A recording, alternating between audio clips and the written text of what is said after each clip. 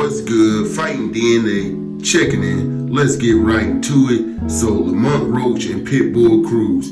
So I'm gonna be honest, I missed the fight because pre-fight I had too many beers and I had a long weekend, so I had to rewind the fight and watch it all over again. So I didn't even make it to the Pitbull Cruz and Lamont Roach fight. I watched half of the O'Shaquie and Fulton fight.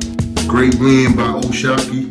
But let's get into this Pitbull Cruz and Lamont Roach fight. So I do believe that fight should have been a draw.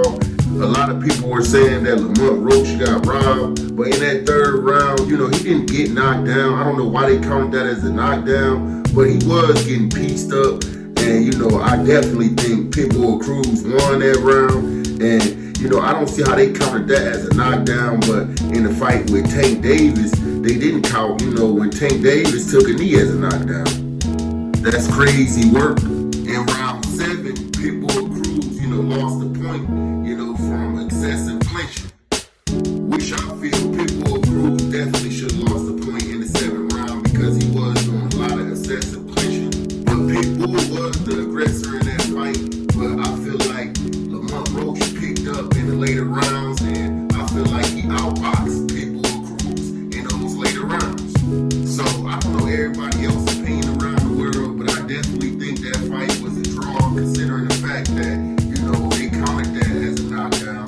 But I don't see it as a knockdown with Lamont Roach. I think he slipped. I don't think that should have been counted as a knockdown. I felt like it was disgusting.